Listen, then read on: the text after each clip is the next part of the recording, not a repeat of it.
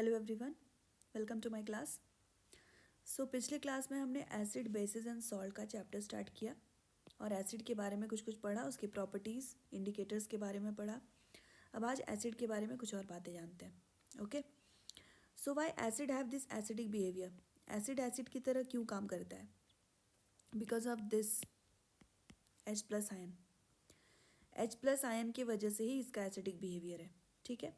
और दूसरी बात कि acid will have this acidic behaviour only in presence of water. पानी के प्रेजेंस में ही ये एसिडिक बिहेवियर शो कर सकता है, क्योंकि पानी में डिज़ोल्व होने से ही इसका ये H+ आयन टूटकर अलग हो रहा है, ठीक है। और ये होगा तभी एसिड अपना एसिडिक बिहेवियर शो कर सकता है। जैसे कि HCl एक्वस सॉल्यूशन में पानी में डिज़ोल्व होगा तो क्या देगा?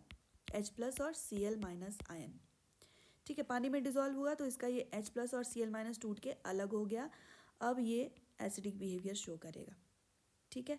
तो acid have this acidic behaviour because of this hydrogen ion in presence of water, ठीक है। उसी तरह H2SO4 टूट के क्या बनाएगा एक्वस सॉल्यूशन में?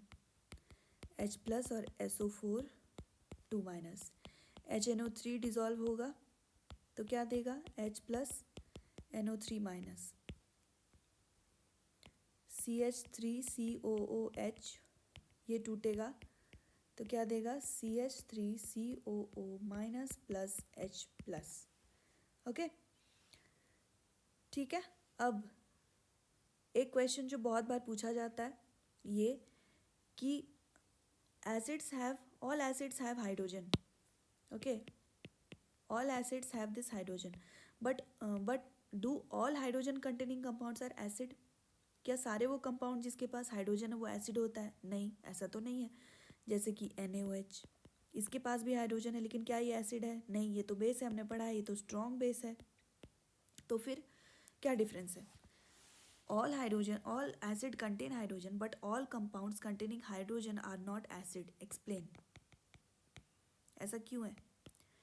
क्योंकि एसिड में ये जो हाइड्रोजन है ना वो फ्री है, पानी में डिज़ोल्व होते ही वो टूट के अलग हो जा रहा है, इसीलिए ये एसिडिक बिहेवियर शो कर रहा है। लेकिन दूसरे कंपाउंड्स के साथ ऐसा नहीं है। मान लीजिए NaOH डिज़ोल्व होगा पानी में तो क्या देगा? Na+OH- ion. इसमें जो हाइड्रोजन है वो सेपरेट नहीं है, वो ऑक्सीजन के साथ है, ये हाइड्रोक्साइड आयन है, ठीक है। ये सेपरेट होकर के जब हाइड्रोजन आयन देगा तभी वो एसिड है, तभी उसके पास एसिडिक बिहेवियर है, नहीं तो नहीं। इसी तरह जो भी कंपाउंड्स है जिसके पास हाइड्रोजन नहीं है, जिसके पास हाइड्रोजन है लेकिन वो एसिड नहीं है, उसके पीछे का क्या रीज़न है? कि उसका हाइड्रोजन फ्री नहीं है एसिड की तरह, कि वो टूटकर H+ आयन दे और वो एसिडिक बिहेवियर शो करे। Okay, this is the difference. All acids contain hydrogen but all hydrogen containing compounds are not acid because hydrogen of these compounds are not free to give H+ ion, and acid show this acidic behavior only because of this H+ ion. Okay, clear? Now next, एक और question पूछा जाता है बहुत बार, why distilled water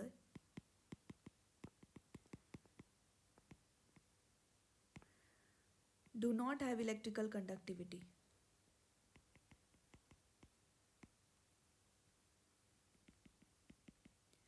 But rainwater does.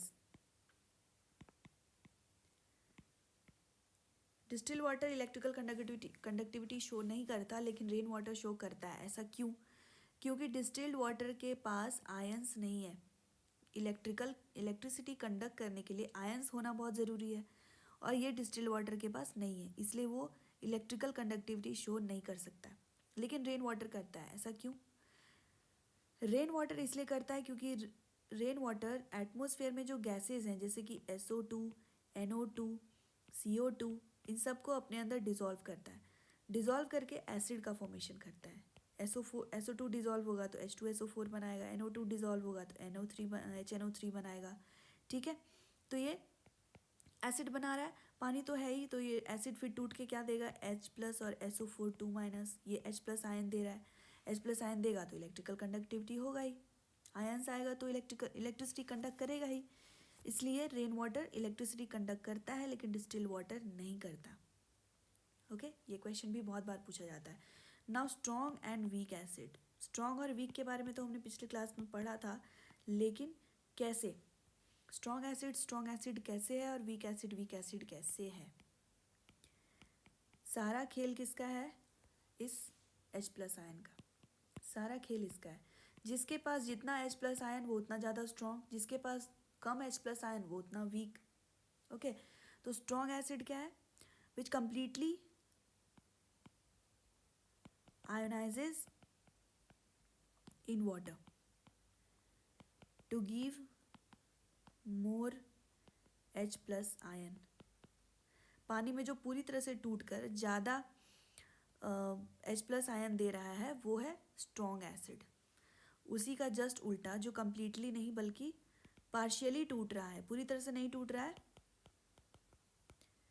In water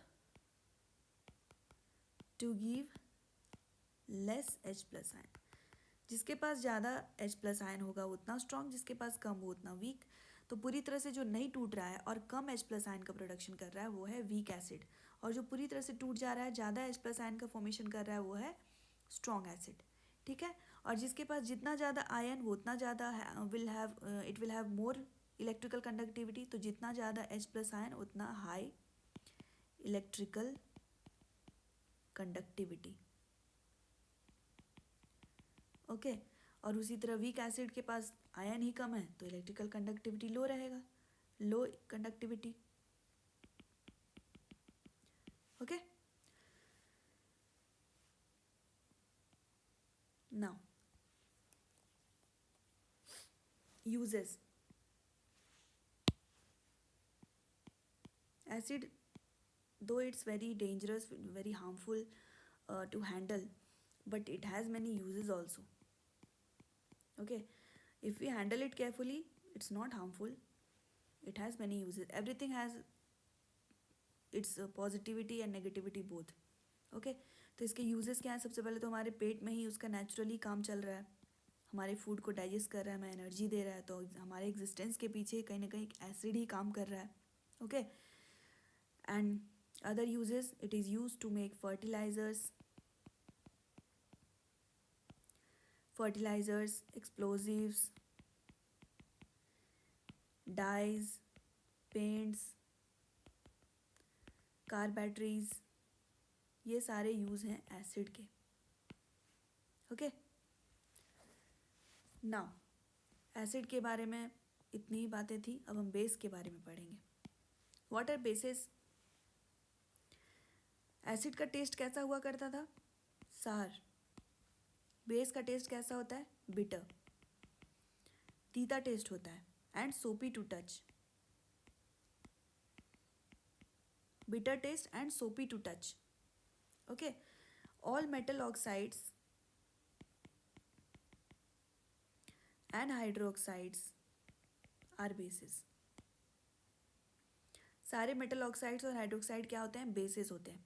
exception, there is always exception, as I said, NH4OH। ये metal hydroxide नहीं है, लेकिन ये बेस है, दो इट्स वीक है बट बेस है। Okay, and metal carbonates and bicarbonates और hydrogen carbonates. Bicarbonate और hydrogen carbonates are same. Okay, metal carbonates and hydrogen carbonates, ये तो मैंने पिछले क्लास में भी बताया कि जब हमें इंडाइजेशन हो जाता है, एसिडिटी हो जाती है हमारे अंदर, तो हम उसको क्योर कैसे करते हैं? बेस लेते हैं ना, बेस के फॉर्म में हम उसका क्योर करने के लिए लेते हैं इनटेक। तो वो क्या था? मैग्नीशियम हाइड्रोक्साइड और सोडियम हाइड्रोजन कार्बोनेट। तभी हमारे पेट के अंदर का जो एसिड है वो न्यूट्रलाइज होकर के हमें रिलीफ मिल रहा था। तो metal carbonates and hydrogen carbonates also have basic nature. Okay, and water soluble bases are called alkalis. बहुत बार क्या होता है कि बेसिस की जगह पे एल्कली वर्ड यूज़ किया जाता है, तो उसमें कंफ्यूज नहीं होना है। बस इतना है कि पानी में डिज़ोल्व जो हो जाए वो होता है एल्कलीज। वाटर सॉल्युबल है तो उसको एल्कलीज बोला जाता है। ठीक है, नाउ जैसे एसिड का सारा खेल H प्लस आयन की वजह से था, उसी तरह बेस का सारा खेल OH माइनस आयन की वजह से। ठीक है, basis behave in such manner or bases have that basic behavior because of this OH minus ion, hydroxide ion. मैंने बताया ना NaOH पानी में डिजॉल्व हो रहा था तो क्या बना रहा था, Na plus OH minus ion. This OH minus ion is responsible for the basic behavior of these bases. Okay, जैसे एसिड के साथ था कि जितना ज़्यादा H प्लस आयन था उतना वो स्ट्रॉन्ग एसिड था, उसी तरह बेसिस के साथ भी है, जितना ज़्यादा OH माइनस आयन उतना स्ट्रॉन्ग बेस, और जितना कम उतना weak base. Okay, same concept है इसके पीछे भी, स्ट्रॉन्ग बेस और वीक बेस के पीछे, बस आयन इसमें हाइड्रोक्साइड आयन है। So what a strong base which completely ionize to give more OH minus ion. Okay, उसी तरह वीक बेस हो जाएगा जो पार्शियली आयोनाइज होगा, partially ionize to give less OH minus ion. ठीक है, now strong base will also have high electrical conductivity because of more ions, same concept. Okay, and weak base will have low electrical conductivity.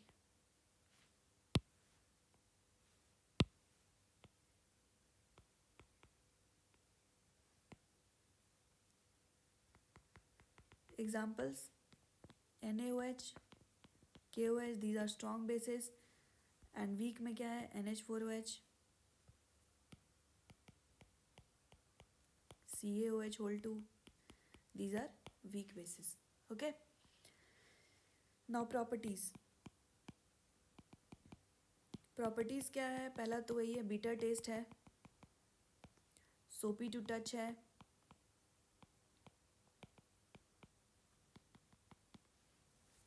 Basis litmus के साथ क्या कर रहा था, याद है वो एब्रीविएशन क्या था, BRB, bases turn red litmus to blue.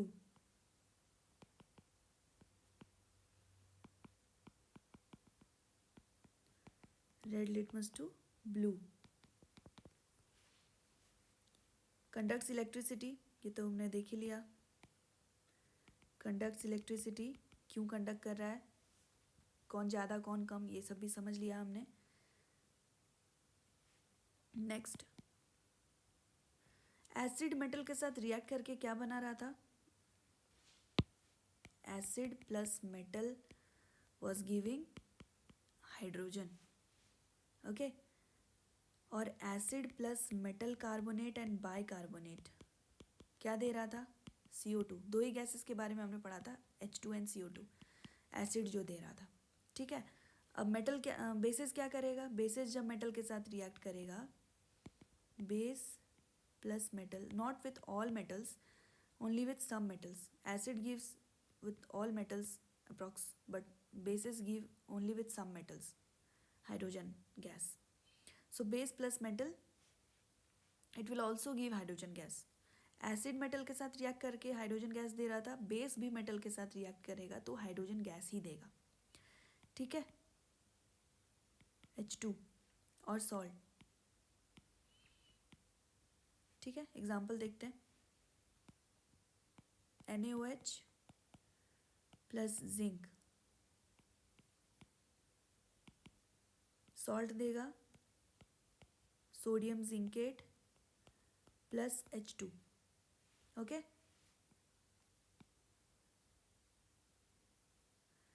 Base plus metal react कर रहा है तो हाइड्रोजन गैस देगा सॉल्ट के साथ। ठीक है, now next, bases react with acid, ये तो न्यूट्रलाइजेशन रिएक्शन है ही, to give salt and water. ठीक है, एसिड का H प्लस आयन और बेस का OH माइनस आयन, ये दोनों कंबाइन करेगा, वाटर देगा। ठीक है, एग्जाम्पल,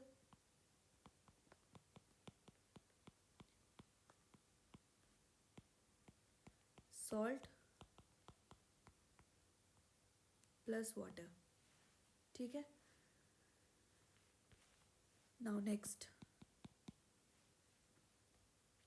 बेसिस रिएक्ट विथ, जैसे मेटल ऑक्साइड के साथ एसिड रिएक्ट करके सॉल्ट एंड वाटर दे रहा था, वैसे ही नॉन मेटल ऑक्साइड के साथ रिएक्ट करके बेस क्या देगा, सॉल्ट एंड वाटर ही देगा।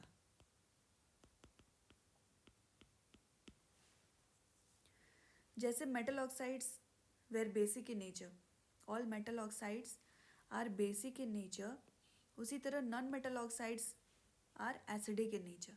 ठीक है, मेटल ऑक्साइड्स हैं तो बेसिक होंगे, नॉन मेटल ऑक्साइड के पास एसिडिक नेचर होता है। ठीक है, तो बेस जब नॉन मेटल ऑक्साइड के साथ रिएक्ट करेगा जो कि एसिडिक नेचर के हैं, तो भी सॉल्ट एंड वाटर का फॉर्मेशन करेगा। ठीक है, दोनों के प्रॉपर्टीज लगभग मतलब एक दूसरे का जस्ट उल्टा है। ठीक है, तो बेस भी जब नॉन मेटल ऑक्साइड के साथ रिएक्ट करेगा तो सॉल्ट एंड वाटर का फॉर्मेशन करेगा। यहाँ भी न्यूट्रलाइजेशन रिएक्शन होगा। ठीक है, जैसे कि CaOH whole 2 plus CO2. CO2 is a non-metal oxide, right? It will give CaCO3 plus H2O, salt plus water. तो ये सारे हैं बेसिस के प्रॉपर्टीज। अब यूजेस भी तो बेसिस के बहुत सारे हैं। सोप बनाने के लिए काम आता है, पेपर बनाने के लिए काम आता है, bleaching powder, okay, anti acid के फॉर्म में तो हमने पढ़ा ही, मैग्नीशियम हाइड्रोक्साइड और सोडियम हाइड्रोजन कार्बोनेट को यूज़ करते हैं टू क्योर इंडाइजेशन।